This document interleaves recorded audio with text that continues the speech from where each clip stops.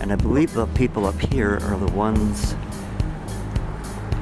Oh, crap, I need to get my black shirt. Okay, that David helped to assemble and put this together with various people across the country. And so, are you Carlin? Hi. How you doing?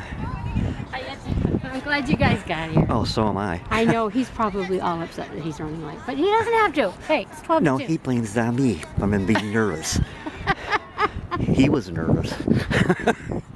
But are these... These are yep, that's all our people right there. Okay. It's a little bit chillier than we hoped, but yeah, but- the 3 reporters have stuck around to wait to talk to him. That was so. nice. That was nice. I told him, I said, I really would like to talk to him, so. You don't have any problem with me putting this on my YouTube channel, do you? No, go right ahead. Okay, good. Go good. right ahead. I see there's some still pictures I want to take around here too before we're done. Yeah. I've never been here before. It's- But we actually just had a journalist student from MSU. Oh, cool. Just came and talked to me and Awesome. going to write a paper for the MSU That's paper. really neat. I said, awesome. You know, I went to see my doctor 2 or 3 days ago now. She told me that their office, they never did write pain medication for me. Right. But she told me their office won't write it anymore for anybody. Right. You know what she suggested I do? Take up yoga. And that was one thing that they did ask me before, what other alternatives have you tried? Have you tried alternatives? And I do. I take. Oh, yeah. I do medication. Yep. Meditation. I do physical therapy, but there comes a point where it doesn't work. Yeah, and I can take one low dose Norco in the morning and one at night. Yeah. And I'm functional. Which I did today, even though I wasn't supposed to, because I have some good friends. He's just changing into a black shirt. Oh, is he? Oh, okay. I was like, what is he doing? Is he hiding from us? Okay, so if you're comfortable, just stick this in your pocket. Right here. Huh? Oh, yeah.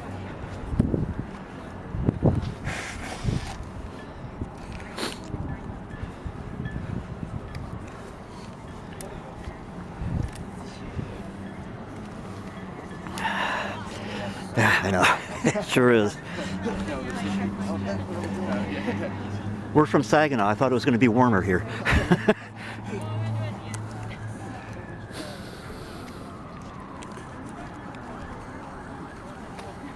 So we'll just have you take a couple steps forward here.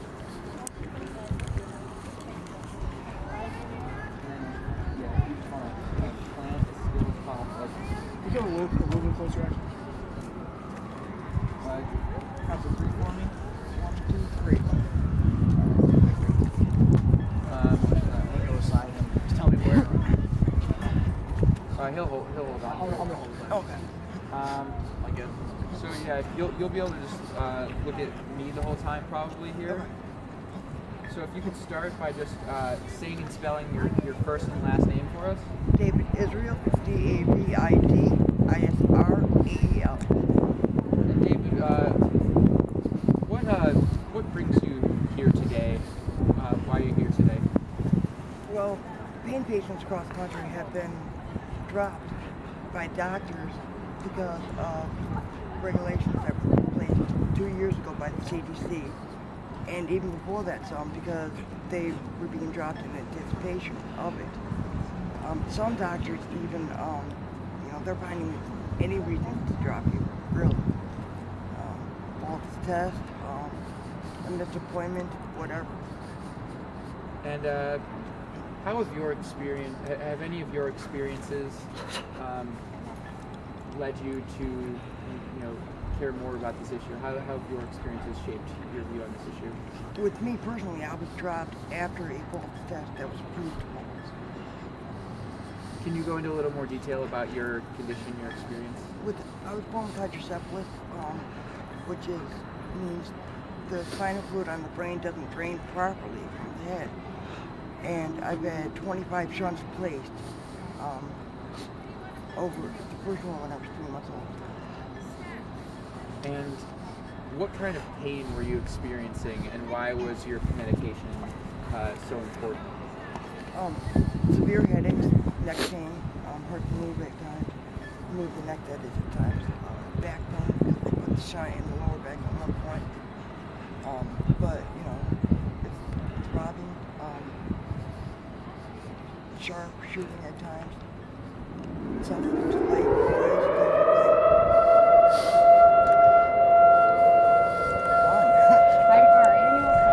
Monthly test. Is this a monthly test? Yeah. Yeah, it's the first Saturday of the month. How long does this go on for? Not too much. I didn't realize it was 4 o'clock. I mean, I'm gonna hold off until we did our Wednesday. you know, pain medication. Did opioids help you or hurt you when you put it on? I was able to do a lot more when without them and when I don't have anything. I'm in bed most times because back pain, as I mentioned, since there's between the light and all that. Not to mention the back pain, I'm having trouble getting up. But you know, when taking something, I'm able to get out a lot more. No, I'm not. And did you help to organize this event? And how important do you think things like these are to making change? Claudia Morandi came up with the idea either in October or November, and I came along either the end of December or mid-January, and came up with the idea of creating the Facebook page, the Don't Punish Pain Rally Facebook page, and the page really helped us get the presence that we needed. Because once that was up, our following really exploded.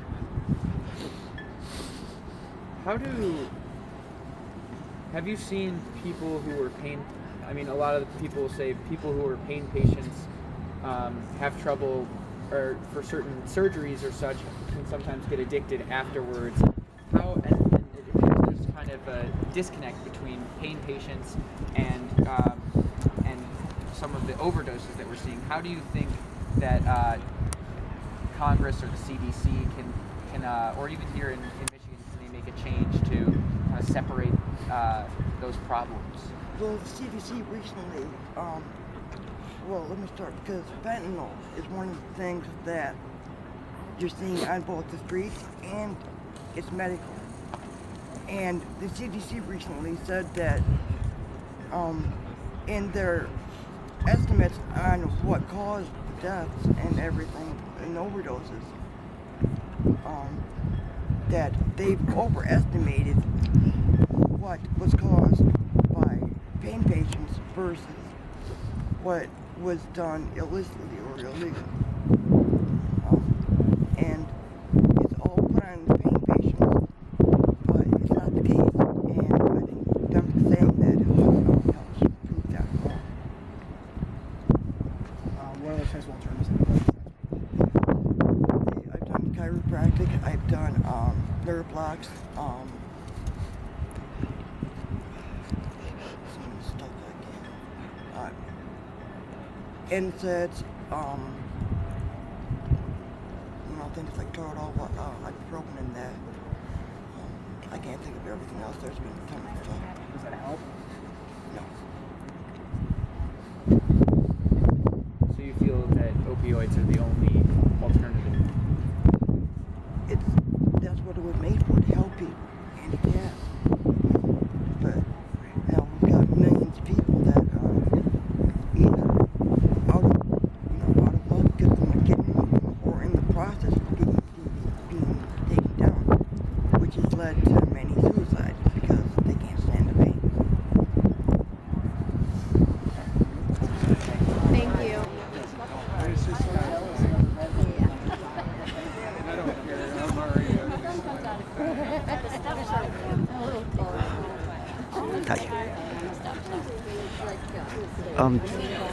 I'm Dave's dad, and I'm Dennis. I'm Dr. Pompey. Dr. Pompey. Pain management. Okay. Maybe we should get your card, because he suffers more than I do, but He said, what would you say? This is going to be on my YouTube channel. So what would you say about the situation as it currently exists? It's a very difficult situation whereby pain doctors, our hands are tied, and that we cannot help the patients as much as they should be helped, and there are a lot of patients who need those medications.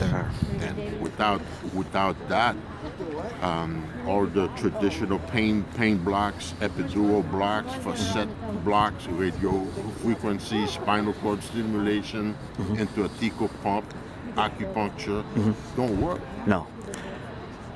So and also too, all of the other treatments carry their own risks. Like if somebody take too much aspirin, too much Motrin, Yes. they're gonna get stomach bleed. And that's where I'm at right now. Exactly. Yep. So we've been seeing that a lot. But so many doctors have lost their licenses, lost their DEA registrations, being branded as criminals. It's a difficult situation. And I think that we all need to come together and then figure out how people can get help. Okay, doctor, if you want to take a look at the video, I had to come. I'm so glad that somebody from the professional community showed up. Yes, because us as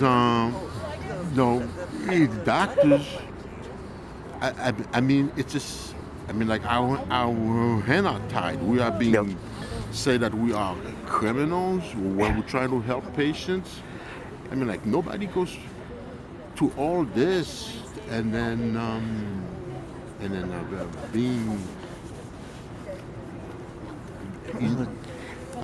being like branded as criminals. That's terrible. It's like the whole medical world has been turned upside down. Exactly. Yep. Well, I'm going to talk to a few other people. Again, doctor, thank you so much. Thank you. Okay. It's because my nerves are gone from the fibro. I'm David's dad. My name's Dennis. I just wondered if you. Hi. I'm Elaine, or Carly. mother. Yeah. I'm Elaine. Elaine. And my other daughter. Okay. What does all this mean to you? What's going on? Mostly because we have I'll get back pretty with you. much a family of pain. She's got pain from her sciatic nerve. I have pain from diabetes, amongst other things, and she's from the Crohn's disease. So we kind of feel really strong about it. And we have many veterans that have been overseas, been in conflicts, and they're constantly in pain. And so the veterans give them all kinds of supplements, but they don't really do a whole lot for the pain. No, so no, they that's don't. why we're here. So. Yep. And unfortunately, the only thing that really does seem to work, from my experience, is a narcotic. Yes. It works. Right. What about you, sir? Well, I feel basically that Congress in 2016 they took a whole bunch of money from the drug lobby, and they told the DEA that they were not to prosecute the bad people that were selling drugs, over prescribing, and we got to this point to where all these people are dying, but our pain patients are suffering because of it, so they can save face from all the people that have died. And some of them have killed themselves because they can't stand the pain anymore. Yep. And it's a shame, and somebody should be held liable for it. Well, hopefully they will be at some point. And I don't want people to suffer like I've suffered from all the reductions. What is your condition, if you don't mind my asking? I have fibromyalgia, Okay. and I have spinal issues. All right. I see. So All right. And your name is Brett Hughesby. Hughesby. Well, I wish you the best, Brett. God bless you for being here. Thank you, sir. And you, I'm going to take a hug from you. Oh, thank It's you. a pleasure meeting you. Thank you too. Your daughter. I've heard a lot about your son from my daughter. Yeah, They've been doing really good together. So They have. Yeah. David's a good young man, He and he's is, been, he is. like all of us, he's been through an awful lot. Yeah. So, Yeah. And it's hard to go through it when they're so young. yeah. Well, David started when he was born. Right. Yeah, so it's been a see, lifelong so he's thing. been this way all his life. Yeah. Yep. I was lucky. My back and knees didn't go till I was 70, so Oh. I've been really lucky. But I know a lot of people that have suffered spinal stenosis. That's what I have. Yeah, and I have Yep. pinched sciatic nerve from the spinal stenosis. Yep. And operating, I was told that if they did an operation, it would be good for maybe a year or 6 months, but it would come back because so why go through that? You know. Exactly. You have a really very charming mom. Okay, then we won't tell her that you bumped into the back of her car. Oh. David tell you that, or it's did you okay. see it? No, I saw it. But that's okay, because we said, well, if you're going to bump into somebody's car, at least bump into somebody we know. I was going to leave, honestly, I was going to leave a note on the car before. You don't have to now. Okay. Yeah, well, that's good. We're sitting there, we watch that. Like, yep, that's David. I keep telling my husband I'm going to give up my But it's driver's okay. license because I'll be 76 and my leg I don't have the reaction time that I used to, and so I keep telling everybody I'm going to be driving along anyway, so don't worry about it. I don't anymore. I let David do it. We're just just- blaming on my dad. Okay. He's legally blind and can't drive, but he feels he has to move the car in the driveway. Yeah. Oh yeah, we'll blame it on him. He won't know Okay, the difference. He won't know the difference. You guys are awesome. You really are. I'm gonna talk to the couple people over here. That's fine, And go then, right ahead. Okay. You're doing a better job covering than I did. Oh, I'm sure I'm not. How are you today, sir? Hi. I'm Dennis Morrison. I'm David's dad. And I was wondering if you could tell us a little bit about your situation. This will be on my YouTube channel. Well, I've had a degenerative joint disorder all my life. Had bad knees in high school. They held up for a while. I went through about 4 or 5 knee surgeries until I turned 32. And doctor told me I needed new hips. They had gotten so bad. But he said I was too young. He said, hold on as long as you can, and then we'll do it. So I held on for about 8 years. When I turned 40, I was dragging my legs around. Finally went in and had my first hip done. But in the meantime, all those years, doctors gave me whatever painkillers I needed. Had my first hip surgery done, and went right off painkillers. No problem. Didn't get hooked. Nothing. Yep. Went in a year later, had my other hip done. And pretty much through exercise and everything else stayed okay for the next 10, 15 years. Finally, the pain started getting so bad again, my shoulders, my knees, other joints. I went into the doctor and tried to get painkillers again. And they said, no, we can't give you painkillers. It's bad for you. Treated me like a child. Yep. And that's not right. No, it Just absolutely because is not some people right. can't do things right, don't know when to say stop. Yep. You know, that shouldn't affect me. No, it should not. But I can't. The doctors just look at me like I'm one of these people that goes from doctor to doctor trying to get, Yeah. prescriptions. Yep. And I'm not. All I want is like 30, 40 pills a month, Right. so that I can sleep at night, so that I can still move. And that's pretty much my story. I can't get any right now. I do sympathize with you. I'm in that situation, and my doctor, I went to see her a couple days ago. She said they won't prescribe anything there anymore. They weren't prescribing for me anyways, but she said what I recommend is you take up yoga. That's what I do. I row. I row, and that keeps my joints, at least somewhat mobile. Yep. But other than that, regular Tylenol doesn't do anything for me. No, it's not effective. Not for severe pain, it's not. Last year, for the first time, I grew some weed and tried that, but it just knocked me on my ass. Well, see, I was doing edibles for a while, and that's the effect it had on me. Yeah. And, you know, who wants to be that way either? Right. So And it's a lot of trouble. it is, yeah, it can be. You know, Yep. I did not enjoy it, Yeah. so I went off of that. Well, I wish you the best, and I appreciate you taking time to talk with me. Okay. On YouTube, but they've got it worse than I do. Squeeze together a little. Well, I'll talk to you too. And you too? Okay. He's just cold. Yeah, I can definitely relate to that. What is your condition then? We have Ehlers-Danlos. Oh, I don't like being on camera. Just look at me and then laugh.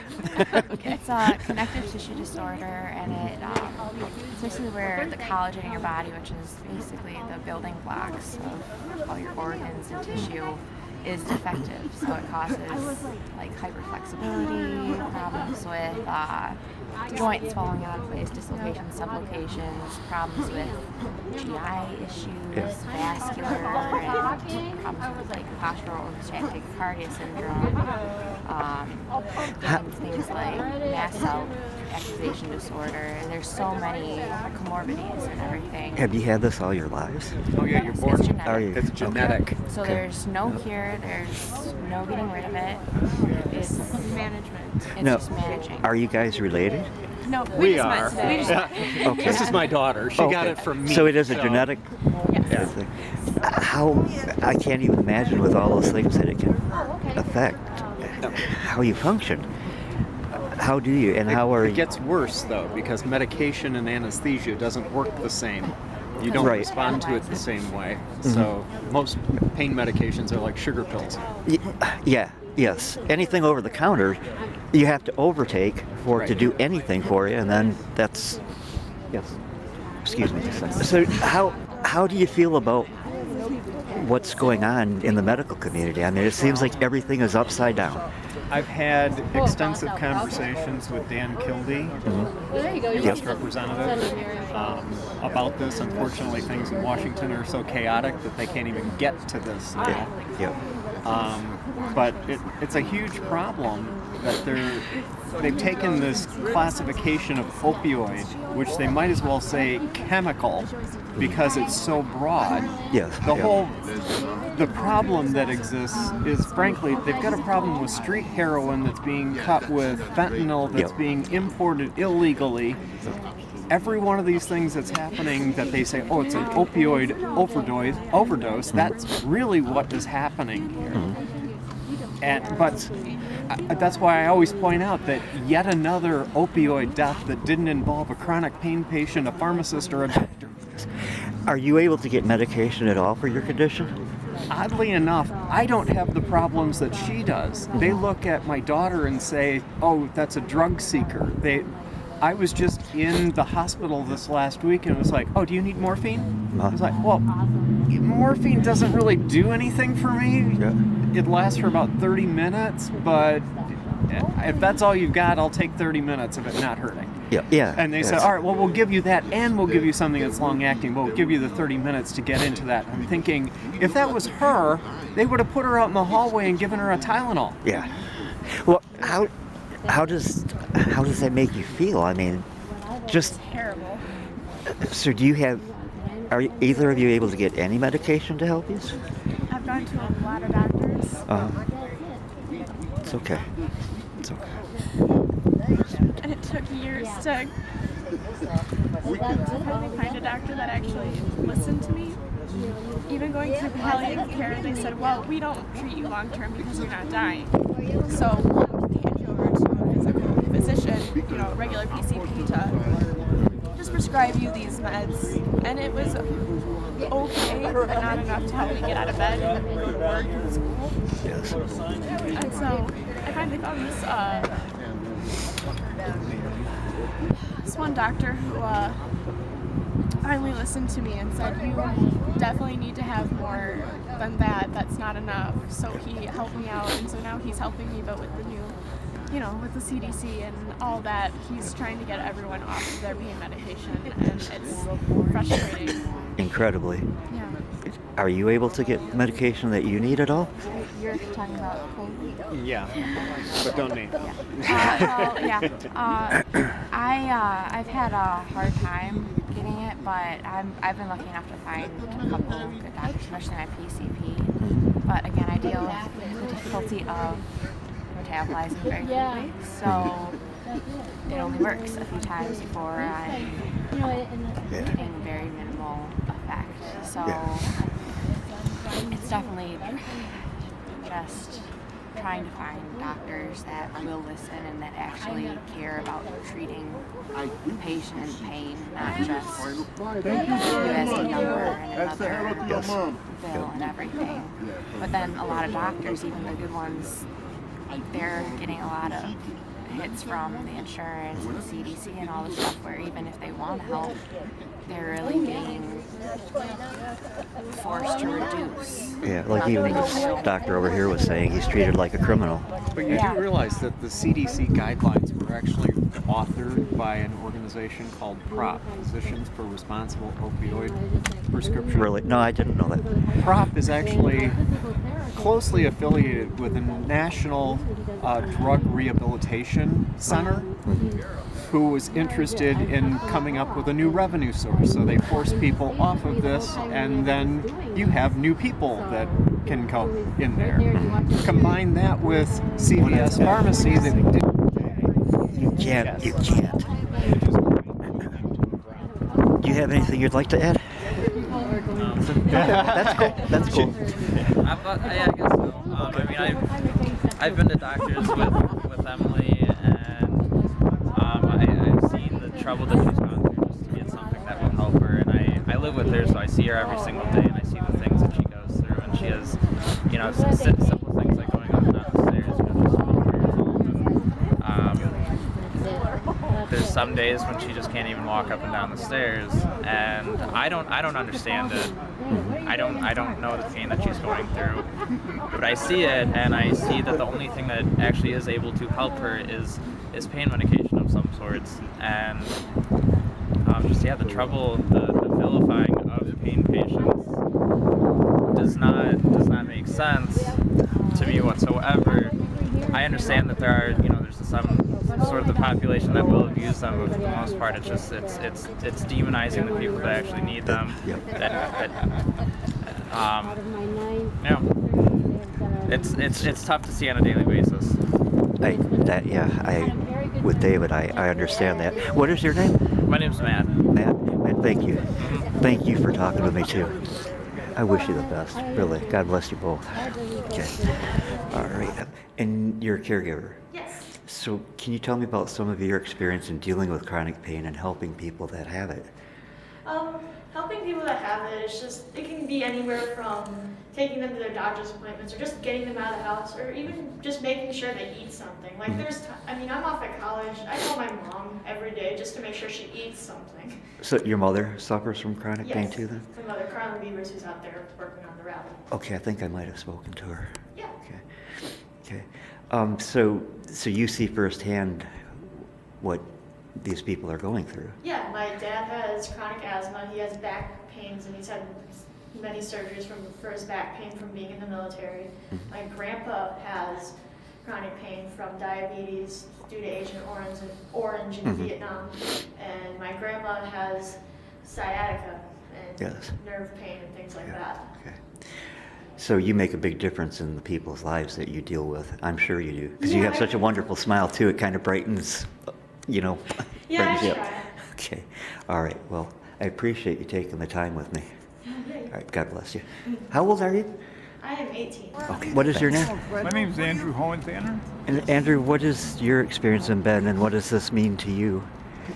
My experience is that since 2004, I've been on long-term opioid therapy, mm-hmm. and been successful at that for 13 and a half years. Mm-hmm. I even managed to adopt 4 kids and have 2 home studies. Wow. Had a nice job with the state of Alaska. However, I got here to Michigan, and the Veterans Administration started accusing me of being a drug addict, a drug seeker, a diverter, a misuser of my opioid. And tragically now I've lost my job that I had here recently, on March 4th, because I was no longer able to get up and work and stay at work long enough. So it's really affected me. And it's just angered me to be accused of. I'm an upright man. I don't drink. I don't use drugs. And despite all that, they still accuse me of being a criminal. Well, I think, other than the pain, that's one of the hardest things for me. Is they look at you like you're a criminal. I mean, and that's hard to deal with too. Now, have they taken your medications completely away from you then? Yes. Cold turkey completely cut off on March 4th. So is there anything now that helps you at all? I take a botanical called kratom, which helps a little bit. And then I take 1,600 milligrams a day of ibuprofen, which helps a little bit. But that can be really dangerous. It's extremely dangerous for me because I had a bypass surgery, bariatric surgery. I see. And as a result, I have a compromised digestive system. Yes. And it's prone to bleeding. So it's not really a safe no. take NSAIDs at all. So what have trying to think of how to ask it. Is there any hope on the horizon that you see for people like yourself, David, me? I think if we get a voice going on, did it work? Doctor said that start to prove our point, to force the administrators keep pressing with letters, and also online, getting on Twitter and on Facebook and on wherever we can get. Let's just start voicing our side of the. Also, I've been trying to get a hold of news agencies to try to run a story on the other side of the opioid crisis, which is what we're standing on right now. Yes. To get the word out there. There are people out here that need legal, physician-managed pain, care. Pain without having a stigma attached to them. Exactly. My mind just went blank. I'm freezing. I know. It is. It's 27 degrees again. Okay. Well, I appreciate you taking the time to talk with me. Good luck with everything. Okay. Oh, I know what I was going to tell you. This will be on my